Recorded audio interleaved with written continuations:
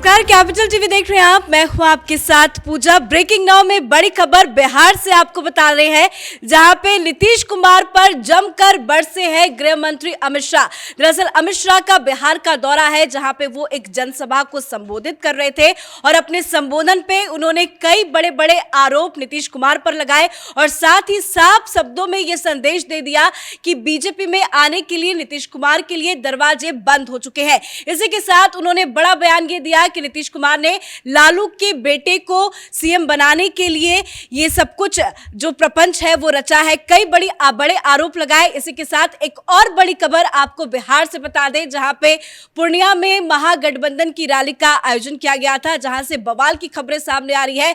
महिलाओं के साथ छेड़छाड़ किया गया, जिसमें जमकर लाठी डंडे चले हैं। तो बिहार से जुड़ी तमाम अपडेट के साथ मेरे साथ न्यूज रूम से जुड़े हुए हैं कैपिटल टीवी के editor in chief doctor Manish Kumar. Bihar से इस वक्त की क्या कुछ बड़ी खबर? देखिए, जो सबसे बड़ी बात और जो बड़ी खबर आज बिहार से आई है वो ये कि अमित शाह ने साफ साफ कह दिया कि भारतीय जनता पार्टी के दरवाजे अब सदा के लिए नीतीश कुमार के लिए बंद हो गए हैं। ये व्यक्ति भरोसे के लायक नहीं है और हर 3 साल में इनको प्रधानमंत्री बनने का सपना आने लगता है। और ये बात सही भी है। 2014 में जब प्रधानमंत्री मोदी चुनकर आए थे, उसके पहले ये बीजेपी से अलग किस बात के लिए हुए थे, इनको उस समय सपना आने लग गया था भाई मुख्यमंत्री अब प्रधानमंत्री बनना है। 2019 से पहले भी इनको सपना आने लग गया था। फिर ये भरोसे के लायक व्यक्ति नहीं है। और मंच से अमित शाह का ये कहना कि अब नीतीश कुमार वापस कभी बीजेपी के साथ नहीं आएंगे, ये अपने आप में बड़ी बात है। क्यों? इसकी 2-3 वजह हैं। पहली चीज ये अमित शाह की वजह से ही ये गठबंधन चल रहा था। गठबंधन टूटने के ठीक 6 दिन पहले अमित शाह पटना में थे, जब इस बार जो सरकार चल रही थी नीतीश कुमार के साथ गठबंधन था और कहीं कहीं ये खबरें आती थी कि कुछ टेंशन चल रहा है। तो बीजेपी के इंटरनल मीटिंग में जो बाद में इसकी जानकारी सार्वजनिक हुई, कुछ बीजेपी के लीडर्स ने ये कहा अमित शाह से कि ये नीतीश कुमार बिल्कुल अनपॉपुलर हो गए हैं। ये इतने अनपॉपुलर हो गए हैं कि ये डूबता हुआ जहाज है। इसके आसपास भी आप नजर आएंगे तो बड़ा जहाज जब डूबता है तो छोटे मोटे जो डेंगी को जो है वो साथ लेकर के डूब जाता है, तो सब कुछ लेकर के डूब जाएगा। बीजेपी को नुकसान होगा। हम लोगों को अलग चलना चाहिए। अमित शाह ने उन तमाम बीजेपी के लीडर्स को डांट लगाई थी और ये कहा था कि ये इस बारे में इस चीज की तरफ सोचने का भी नहीं है।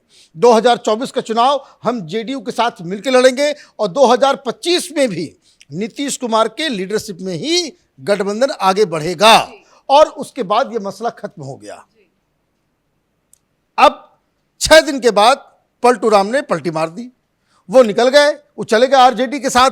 तो आरजेडी के साथ चले गए तो ये जो लॉस ऑफ फेस प्रधानमंत्री मोदी और अमित शाह का, ये जो नीतीश कुमार के राजनीति करने का ये जो तरीका है, आप गठबंधन में गए तो गठबंधन तो बिहार के लोगों के साथ मिलकर के आप गठबंधन तय नहीं करते, सेंट्रल लीडरशिप के साथ। और इसे तोड़ना भी है तो भी आप सेंट्रल लीडरशिप के साथ बातचीत करेंगे कि ये वजह है हम अलग होना चाहते हैं।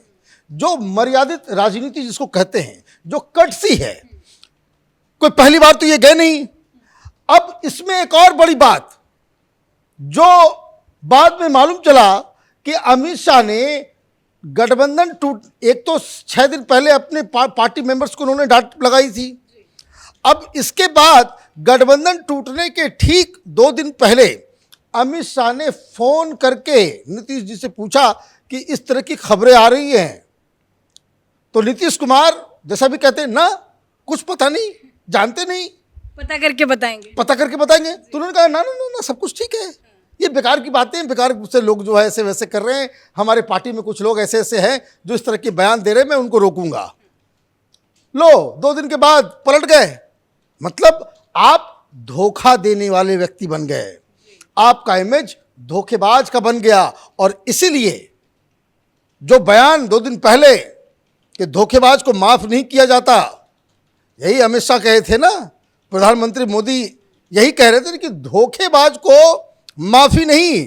तो ये धोखेबाज की श्रेणी में आ गए कौन? नीतीश कुमार, इसलिए इनकी कोई अब माफी नहीं है। तो ये एक बड़ी बात। अब इसके अलावा जो उन्होंने रैली में जो बातें कही, वो साफ साफ उन्होंने कहा कि ये नीतीश कुमार का तेजस्वी यादव के साथ ये अंडरस्टैंडिंग है कि मुख्यमंत्री तेजस्वी यादव को ही बनना है। वो सरेंडर कर चुके हैं। वो तो साफ कह रहे हैं कि समझौता किया है। बिल्कुल, और इसलिए वो कह रहे हैं ये कि नीतीश कुमार एक बिल्कुल कमजोर चीफ मिनिस्टर बन चुके हैं। नीतीश कुमार के ऊपर भरोसा नहीं किया जा सकता है। नीतीश कुमार को आज जिसको कह सकते हैं, इनके ऊपर उसको कह सकते हैं कि बिल्कुल चाशनी में लपेट करके इनके ऊपर हमला किया गया है। तो अमित शाह ने आज 2-3 चीजें क्लियर कर दी।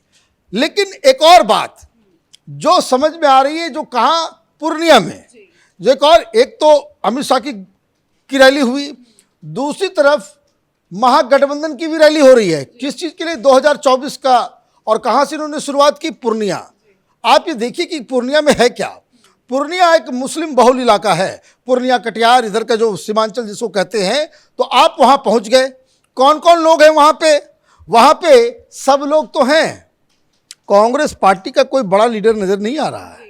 पोस्टर तो है महागठबंधन का कि महापरिवर्तन करेंगे, लेकिन उसमें राहुल गांधी की तस्वीर नहीं है। सब रायपुर में बिजी हैं। भाई रायपुर में बिजी है तो ये किस तरह का गठबंधन है? आप टाइम टेबल मिला करके एक कार्यक्रम तय नहीं कर सकते। देश खाक चलाएंगे आप? भाई आपको ये तारीख तय करने से पहले बहुत दिनों से मालूम है, 4 महीने पहले से मालूम है कि रायपुर में आज की तारीख में वहां पे कांग्रेस पार्टी का सेशन। लेकिन जितने भी पोस्टर्स लगे हैं महागठबंधन की रैली में, उसमें से तो राहुल गांधी की कहीं भी तस्वीर पोस्टर में नजर नहीं आई। मतलब ये कि कांग्रेस पार्टी अब इनके साथ नहीं है। अब ये सवाल ये उठता है कि कौन कौन लोग पहुंचे हुए हैं। तो थके हारे चीफ मिनिस्टर, पॉपुलरिटी लेवल जिनका बिल्कुल डाउन है, वो वहां बैठे हुए हैं। तेजस्वी यादव बैठे हुए हैं। वो इसलिए बैठे हुए हैं क्योंकि उनको मुख्यमंत्री बनना है, उनको प्रधानमंत्री नहीं बनना, उनको राष्ट्र की राजनीति, देश, नेशनल पॉलिटिक्स में नहीं आना। बाकी नेशनल पॉलिटिक्स वाले कौन कौन वहां कतार में बैठे हुए थे? तो सीपीआई एमएल वाले। भाई नक्सलाइट के साथ बैठ करके आप देश में परिवर्तन लाना चाहते हो? इन नक्सलियों को आप गोदी में बिठा करके दिल्ली में रूल करना चाहते हो? ये मूर्खता मुझे तो समझ में नहीं आती कि इनकी प्रायोरिटी क्या है। इनकी प्रायोरिटी सिर्फ और सिर्फ सत्ता लो, माल कमाओ, घोटाला करो। जितनी चोरी डकैती करना है वो आप सरकार के खजाने को लूटो, यही इनका धंधा रह गया है। सीपीआई वाले, थके हारे सीपीएम वाले, जिनको कोई पूछता नहीं, वो यहां बैठ करके रैली कर रहे हैं। लेकिन उसमें एक और खबर आ गई जो बड़ा शर्मनाक है। ये किसी भी रैली में नहीं होनी चाहिए इस तरह की चीजें। वहां मैं देख रहा था कि वो तस्वीरें आ रही थी कि जो महिलाएं वहां रैली में गई, उनके साथ कुछ लोगों ने छेड़खानी कर दी। और महिलाएं वहां पे, वो सीपीआई वाले सब नजर आ रही थी महिलाएं, वो डंडे उठा करके वो आरजेडी के मर्दों को डंडा मार रही है। तो ये तो हालत है इनकी। नेताओं में सामंजस्य नहीं, कोई किधर कोई किधर। और कार्यकर्ताओं में जो स्थिति, वहां डंडा चल रहा है, वहां पे लाठी, और इस तरीके से महिलाओं के साथ अभद्रता। तो ये सारी चीजें हैं। मतलब आप ये समझिए कि क्या हो रहा है बिहार में। बिहार अपनी इस नीतीश कुमार के सत्ता लोभी चरित्र की वजह से, कि किसी तरीके से एन केन प्रकार इन कुर्सी पे बैठे रहना है, इस वजह से बिहार गर्त में जा रहा है। बिहार की चिंता वहां की सरकार को नहीं है, वहां के गरीबों की चिंता वहां की सरकार को। सबको कुर्सी चाहिए, किसी को प्रधानमंत्री बनना है, किसी को मुख्यमंत्री बनना है, किसी को पीडब्ल्यूडी चाहिए, कोई हॉस्पिटल को लूटना चाहता है, कोई एजुकेशन को लूटना चाहता है। सब बैठ करके लूट मचाने का जो है वहां पे तंत्र बना करके बैठे हुए हैं। अब आपस में ही होता क्या है, दिक्कत क्या है कि पुरानी कहावत है बिहार में कि डकैत डकैती करने जाता है तब कुछ नहीं होता, वो डकैती करके चला आता है। मरते कब है ये? जब डकैती किए हुए सामान को, उसका जब बंटवारा करना होता है, तब आपस में गोली चलाते एक दूसरे को मारते हैं। सत्ता तो हासिल कर लिया इन लोगों ने। अब इन लोगों के बीच जो द्वंद्व चल रहा है, वो कौन कितना खाएगा, किसके पास कितना माल जाए, यही त्रासदी है बिहार की। और एक क्लैरिटी जो आज अमित शाह ने दी, वो क्लैरिटी भारतीय जनता पार्टी को बिहार में एक नई बिगनिंग देगा। ये कार्यकर्ता जो कंफ्यूज हो जाते थे बार बार कि भाई हमें अकेला करना है, अकेले कर सकते हैं, वहाँ पे कोई बड़ी बात नहीं है। आप जब यूपी में इतनी बड़ी पार्टी बन सकते हैं, बिहार में क्यों नहीं बन सकते? तो बिहार के नेताओं और कार्यकर्ताओं को एक जो पहले केंद्र लीडरशिप की तरफ से गलत मैसेज जाया करता था कि भाई नहीं, नीतीश कुमार के साथ जो है थोड़ा सॉफ्ट कॉर्नर रहना है, आज वो दीवार अमित शाह ने गिरा दी।